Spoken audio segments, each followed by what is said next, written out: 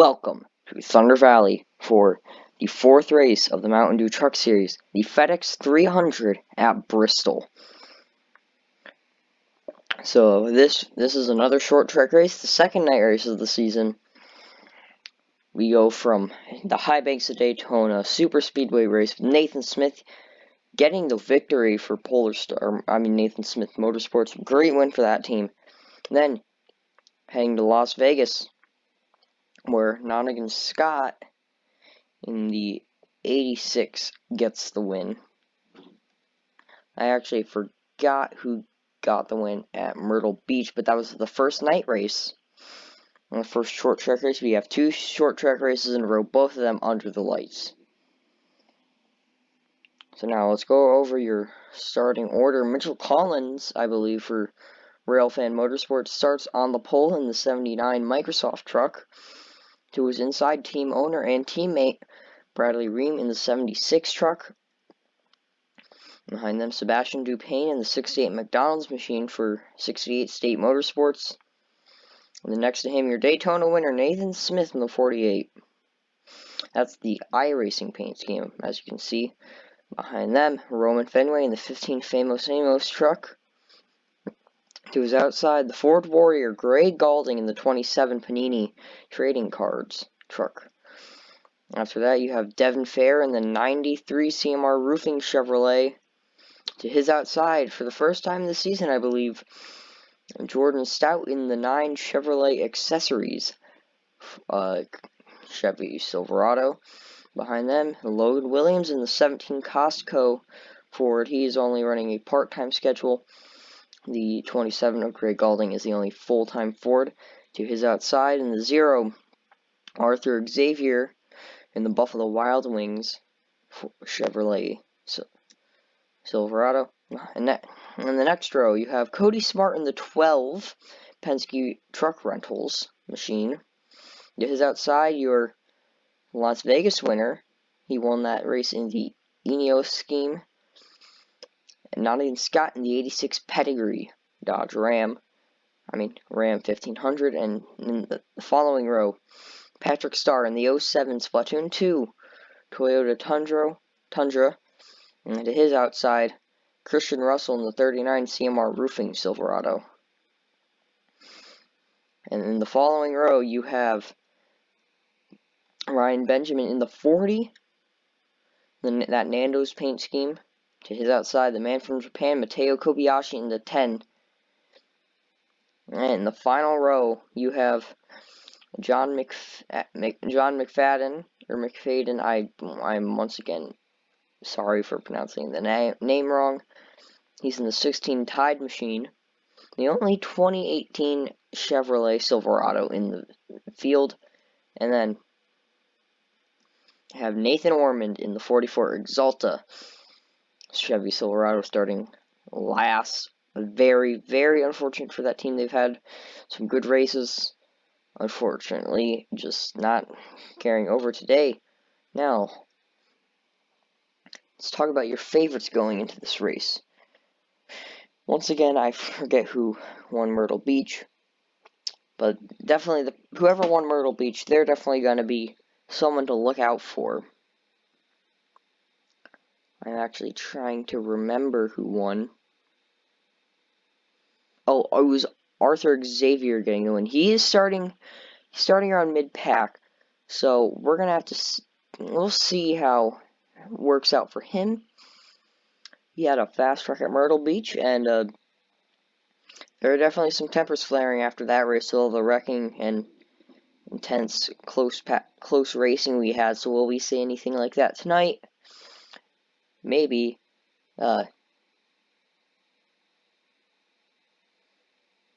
Drivers are given the command to fire engines. But Arthur Xavier definitely looking like a favorite here.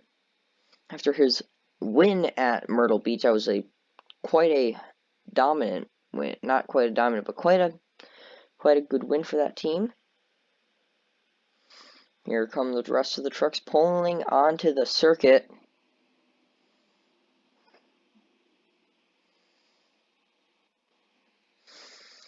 Here we are for the single pace lap Pace truck is going to pull onto pit road. Here is Bradley Ream. He is starting on the pole. Green flag is out. He's definitely one of the favorites here as he starts on the pole. This should be a 2-lane racetrack. Bradley Ream, big jump. He is gone. Let's go back to second. Sebastian Dupain. He's definitely got away now. Can he chase down Bradley Ream and maybe bump him out of the way?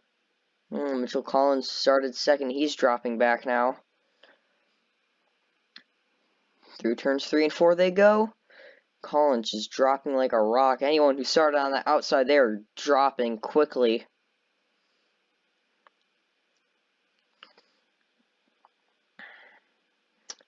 Bradley Ream, he is pulled away. Can Dupain catch him?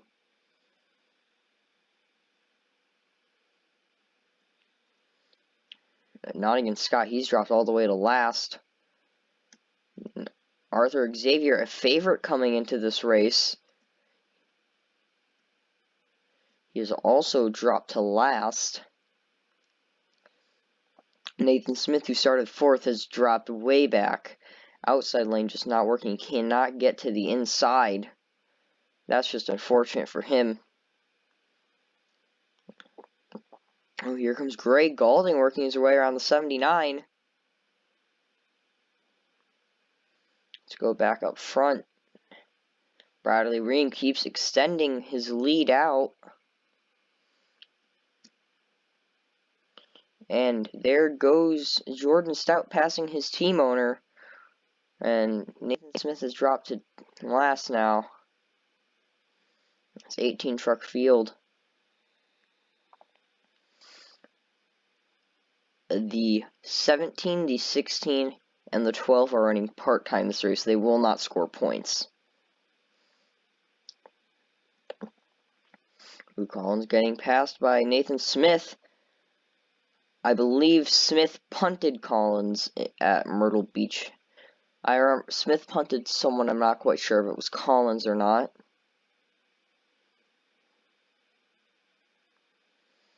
Let's go back. Bradley Ream, still your leader here.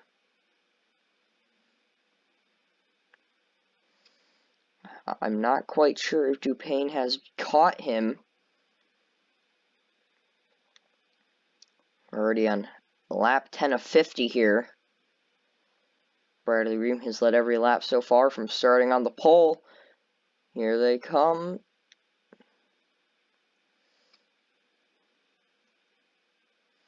Nathan Smith has gotten back up to 16th here.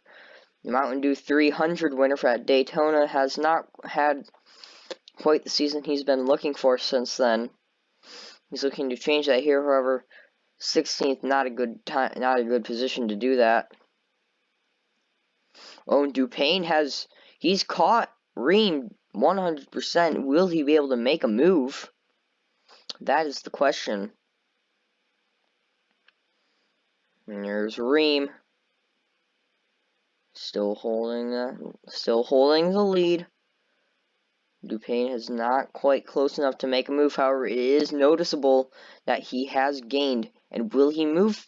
Will Dupain try and move Ream once he gets to the back of him? Ream has been cruising. Dupain has been wheeling that car around, trying to catch him. Truck. Apologies for pronouncing that wrong.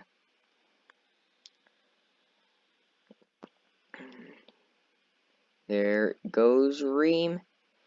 Here comes Dupain. He's once again not quite close enough. Mitchell Collins started second. He's dropped all the way back to last.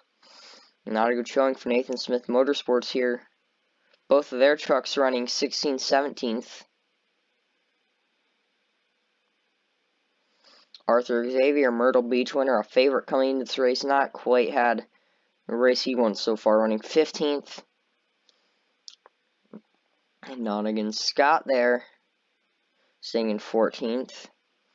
Christian Russell, 13th. Greg Galding, 12th. In 11th, Mateo Kobayashi. Nathan Ormond in 10th. John McFadden.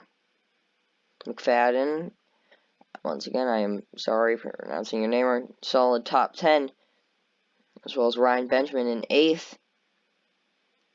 Patrick Starr in 7th. Let's talk about Cody Smart here in 6th, I believe, behind Logan Williams in the 5th spot. Devin Fair 4th. Roman Fenway 3rd, top 3 for that team so far. And Sebastian Dupain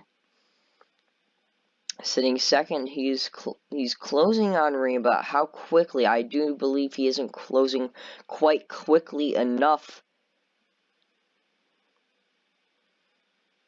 Ream has dominated this race from the pole.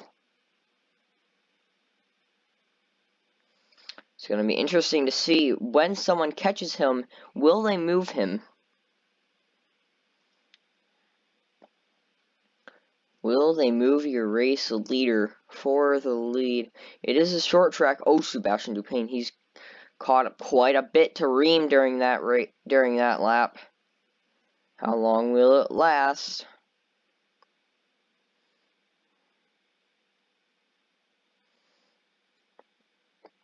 How long will the speed in that 68 truck last is the question on everybody's mind. Will he be able to catch Ream, and when will he do it? And will he make the move? When will he make the move once catching him?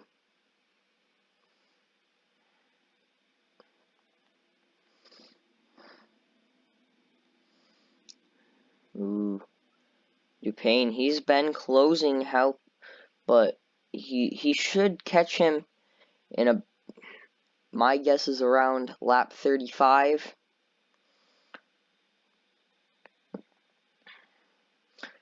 But once again, how will he make the move? Will he get rough with him? Will he simply try and go to the outside? Will he get under him and make an aggressive move? That is the question. But first, the goal is to catch him. Flagman kind of just sitting there. Not much has happened. We haven't quite had any of the stuff Bristol is known for, the rubbing his race and the bump and run. However, we could see that here. Let's go to the back of the pack. Mitchell Collins just not having the night he wanted. Truck is not good on the outside. Same with Jordan Stout and Nathan Smith, just not good starts, and that has kind of ruined their race. Arthur Xavier, another one talked about coming into this race, is back-to-back short track winner, and not having a good showing for him. They are currently single file. I have not seen double file anywhere. Dupain is closing slowly.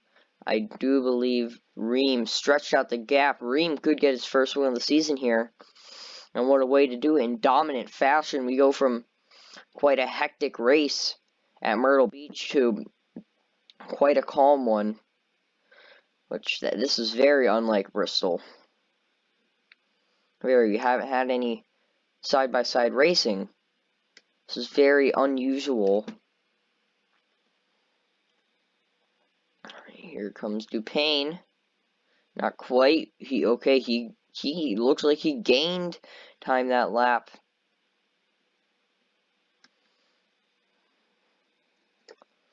Let's actually go check the leaderboard. And never mind, we can't check the leaderboard. Let's go back to the race.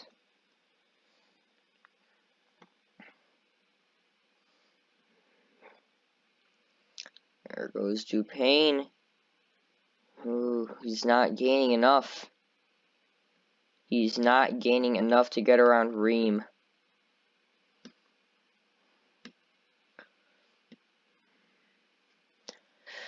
Sebastian Dupain looking to solidify that 68 State Motorsports is the powerhouse by getting the team's second win of the season, putting giving both trucks a win. This does not look like that would happen tonight. Dupain does have a very fast truck, however, no one can catch Ream. Ream is just too fast. I believe we do not have pit stops at all.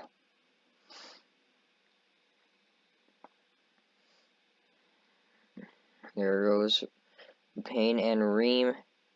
Bradley Ream leading yet another lap. Let's go to the in-car camera if I can correctly figure out which one it is for a quick crank it up.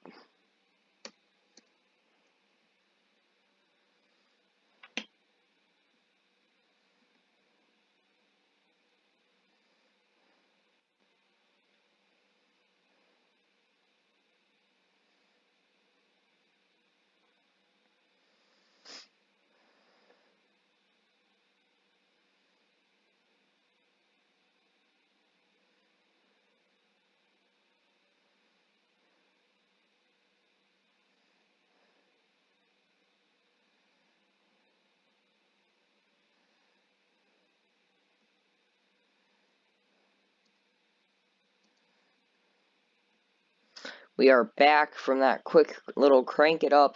Bradley Ream still leading.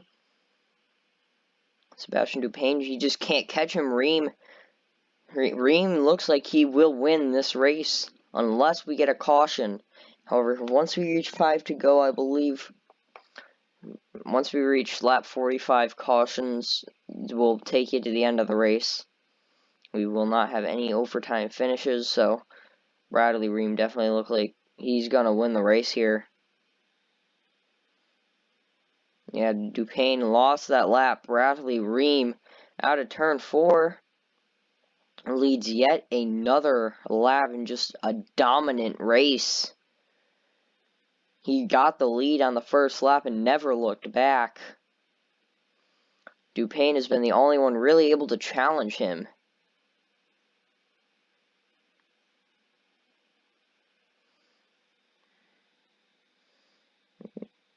And any caution will take you to the end of the race. We do not do overtime or any green-white checkers. We will only do the scheduled amount of laps. And Bradley Ream, he's definitely looking like once again he's gonna win the race. Dupain just can't quite catch him. And Bradley Ream out of turn 2. We're gonna come to this lap. 2 to go. Popsicle sticks in the air for Bradley Ream. And there it is. 2 laps remaining. Bradley Ream just 2 perfect laps. 6 corners remain. And there he goes through turns 3 and 4. Coming to the white flag. Utter domination from Bradley Ream. Looks like he will get the win unless he makes a crucial mistake. Out of turn 2, down the backstretch. Bradley Ream through turns 3 and 4. He is going to win at Bristol. There is your FedEx 300 winner, and they're already pulling onto pit lane.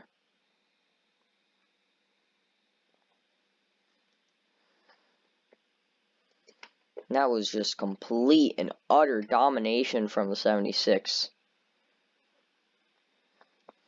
Let's go over your finishing results. Bradley Ream, once again, your race winner. Sebastian Dupain, he couldn't quite close in.